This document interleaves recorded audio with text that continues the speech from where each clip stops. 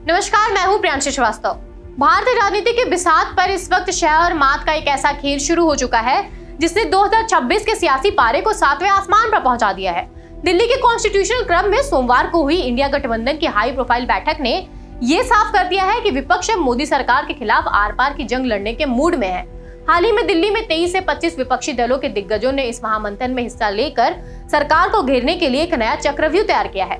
लेकिन इस बैठक की चकाचौंध के पीछे जो सबसे बड़ा और कड़वा सच छिपा है वो है गठबंधन के अंदर मची वजूद की जंग। इस पूरे बैठक का जो सबसे पहला नैरेटिव विपक्ष ने सेट करने की कोशिश की वो है सीधे देश के सबसे बड़े संवैधानिक पदों और नीतियों पर हमला। कांग्रेस अध्यक्ष मल्लिकार्जुन खड़गे ने बैठक के बाद सीधे तौर पर 5 बड़े मुद्दों का ऐलान करते हुए मोदी सरकार के कुशासन पर जोरदार प्रहार करने की कोशिश की। विपक्ष का सबसे बड़ा आरोप एसआईआर और वोटर लिस्ट में हेरफेर को लेकर है। खड़गे ने कहा कि एसआईआर के कारण देश के करोड़ों लोगों से उनका मताधिकार छीना जा रहा है और चुनाव की निष्पक्षता पर पूरी तरह से खतरा है। विपक्ष इस मुद्दे पर इतना एग्रेसिव है कि उन्होंने इस वोट की लूट के खिलाफ सीधे भारत के मुख्य न्यायाधीश यानी कि सीजेआई को एक कड़क चिट्ठी भेजने का भी फैसला किया है। इसके साथ ही हाल ही में देश के युवाओं के भविष्य के साथ हुए खिलवाड़ यानी कि नीट यूजी और सीबीएसई परीक्षा घोटालों को लेकर विपक्ष ने केंद्रीय शिक्षा मंत्री धर्मेंद्र प्रधान के तत्काल इस्तीफे की मांग को अपना सबसे बड़ा हथियार बना लिया है। विपक्ष का कहना है कि सरकार के कुप्रबंधन के कारण देश का युवा आज सड़कों पर उतरने को मजबूर है और वे अब चुप नहीं बैठेंगे। लेकिन इस चक्रव्यूह की सबसे कमजोर कड़ी तब सामने आई जब इस बैठक से विपक्ष के कई बड़े नेता गायब मिले। चकाचौंध वाली इस बैठक में अरविंद केजरीवाल की आम आदमी पार्टी और एमके स्टैलिन की डीएमके जैसी मजबूत क्षेत्रीय ताकतें शामिल ही नहीं हुई।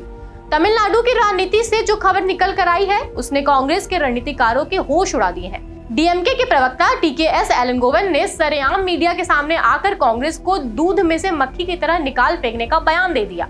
उन्होंने साफ कहा कि कांग्रेस अब हमारे साथ नहीं है, वो अब थलापति विजय की पार्टी यानी कि टीवीके के साथ पींगे बढ़ा रही है। डीएमके का गुस्सा इस बात पर है कि जब कांग्रेस तमिलनाडु के स्थानीय निकाय और आगामी लोकसभा चुनावों में टीवीके के साथ गठबंधन की खिचड़ी पका रही है तो डीएमके उनके साथ मंच साझा क्यों करे। ये साफ दिखाता है कि राष्ट्र स्तर पर एकता का ढोंग करने वाला ये गठबंधन राज्यों की क्षेत्रीय राजनीति के दलदल में फंस चुका है। यहाँ सीट शेयरिंग और वजूद की लड़ाई ने इनके बीच अविश्वसनीयता की एक गहरी खाई खोद दी है। दरार सिर्फ दक्षिण में ही नहीं बल्कि वामपंथ के गढ़ केरल में भी आग सुलग रही है। बैठक में भले ही सीपीएम शामिल हुई लेकिन उनके जनरल सेक्रेटरी एमए बेबी ने कांग्रेस के दोगले रवैये को सरेआम चौराहे पर लाकर खड़ा कर दिया। उन्होंने तीखा तंज कसते हुए कहा कि केरल चुनावों के दौरान कांग्रेस नेतृत्व ने बेहद गैर जिम्मेदाराना तरीके से ये बेबुनियादी आरोप लगाया था कि सीपीएम और एलडीएफ का बीजेपी के साथ कोई गुप्त समझौता है। जब गठबंधन की सबसे बड़ी राष्ट्र पार्टी अपने ही सबसे मजबूत साथियों पर पीठ पीछे छुरा घोंपने का काम करेगी तो ऐसे में एकता की बातें सिर्फ एक किताबी जुमला बनकर रह जाती है।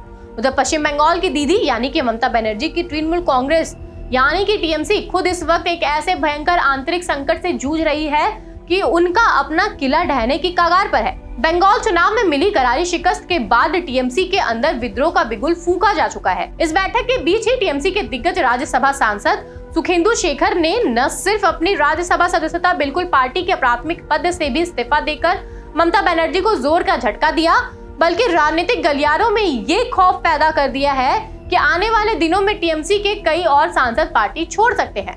ममता बनर्जी इस बैठक में शामिल तो हुई और सोनिया गांधी के गले भी मिली लेकिन उनके चेहरे का तनाव ये साफ बता रहा था कि वे इस वक्त दिल्ली से ज्यादा कोलकाता में मचे अपने घर के कलह में परेशान हैं।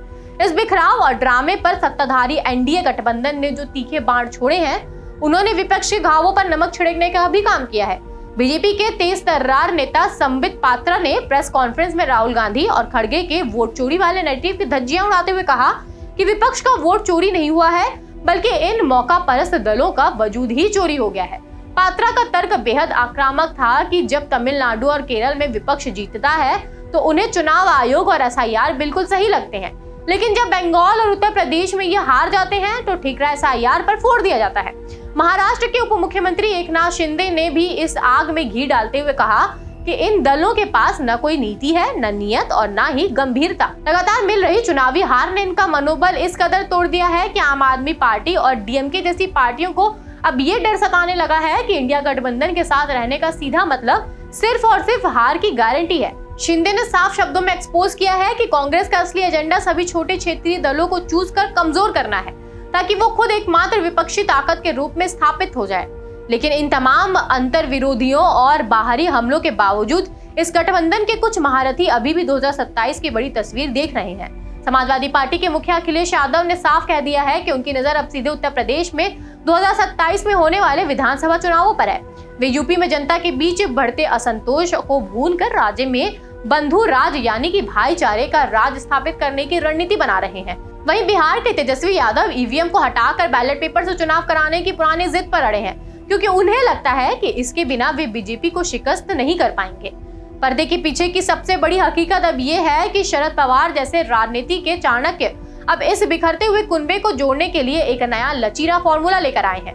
पवार का साफ कहना है कि जो लोग मोदी के नेतृत्व को स्वीकार नहीं करते हैं उन्हें एकजुट होना होगा, लेकिन इसके लिए किसी को भी अपने रुख में अत्यधिक अड़ियल या जिद्दी होने की जरूरत नहीं है।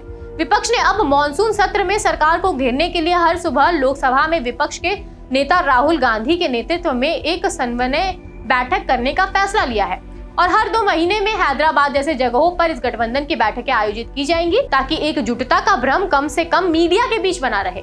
अब यहाँ सवाल यह है कि क्या डीएमके और आम आदमी पार्टी जैसे बड़ी ताकतों के किनारे होने के बाद इंडिया गठबंधन का ये नया पैंतरा मोदी सरकार के कुशासन को सच में चुनौती दे पाएगा, या फिर बीजेपी का ये आरोप बिल्कुल सच है कि आपसी विश्वास और महत्वाकांक्षाओं की वजह से इस विपक्षी गठबंधन का वजूद अब पूरी तरह से चोरी हो चुका है। आपकी इस विषय पर क्या राय है हमें कमेंट सेक्शन में जरूर बताएं और ऐसे बड़े मुद्दों पर बात करने के लिए बने रहे हमारे साथ। तब के लिए धन्यवाद।